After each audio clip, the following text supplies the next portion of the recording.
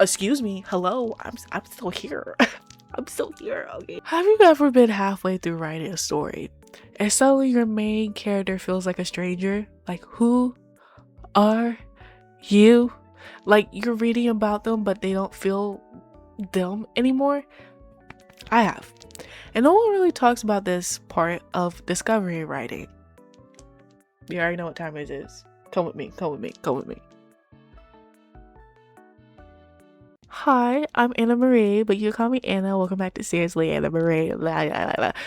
Today, I want to talk about the quiet downside of discovery writing, especially when you do know your ending, right? You do know how you want your characters to end, but somehow lose your character along the way. Because I discovery write, I feel my way through scenes. I let the characters breathe, but sometimes they walk off without me. Like, excuse me, hello, I'm still here. I'm still here, okay? So come with me. The question is, what happens when you know how your story ends? And this happens, right? But you don't know how your character gets there, right?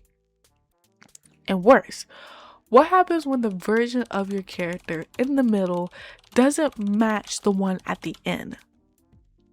That's a disconnect, right? That's where things starts feeling off, right? I feel like I said right like 500 times, right?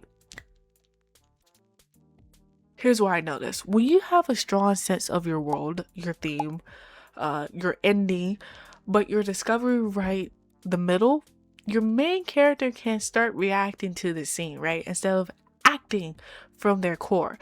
And that's when they start feeling inconsistent. They make decisions that moves the plot, but you don't fully align with who they are.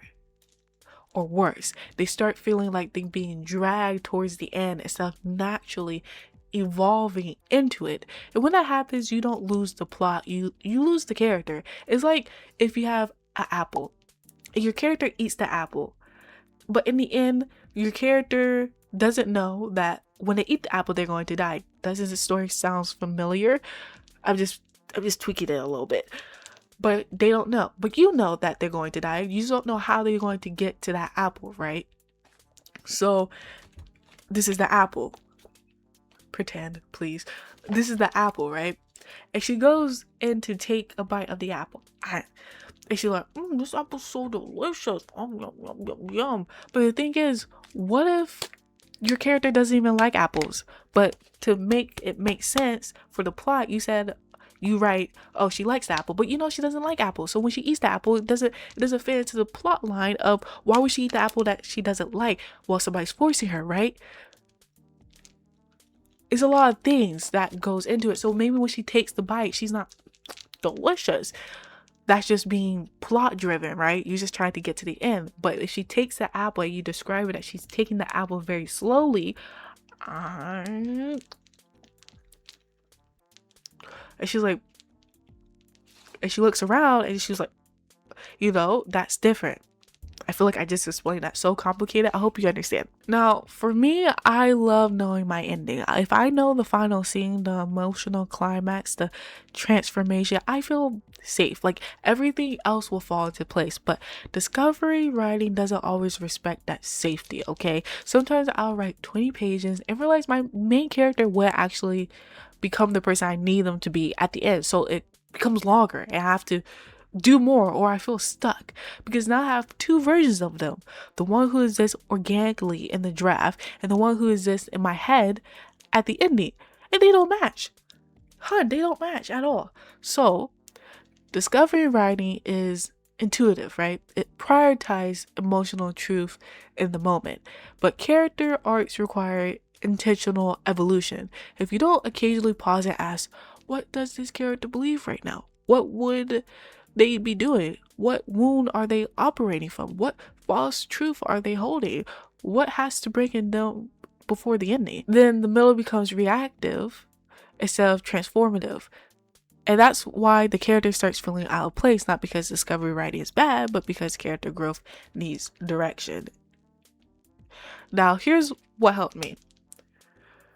Write the ending twice. Once emotionally, once analytically. Not just this what happens, but who are they emotionally? What belief have they shed? What truth have they accepted? Now you know your target. You can do this like in your head, because I do this in my head. I don't actually write it down. But you can do this in your head, write it down, type it out, whatever. Just get it out there. Now, every strong character arc starts with a lie they believe, right? If your ending is confident, the beginning might be self-doubt. If your ending is trust, the beginning might be isolation. Write that lie down. Keep it visible. That's your compass, okay? They're just not there yet. Remember, they're just not there yet. That is a compass, a guide to your way to the end. Now, midpoint check-ins. This is important. Every 3 to 5 chapters, pause. Ask. I don't really do chapters. Just pause. Just ask yourself, is my character evolving, or are they just surviving scenes? If they're only reacting, you may be drifting. Just remember what your character is doing. And 4, protect their core. Plot twists can happen in discovery writing. World building can expand, but your character should always feel like the same person under pressure. Growth is expansion, not replacement. If they suddenly feel unrecognizable, you probably skipped an emotional step. Believe me, I have done this. Now, here's the comforting part. Losing your character sometimes means you're discovering something real. It means the story is alive. You just have to guide it back.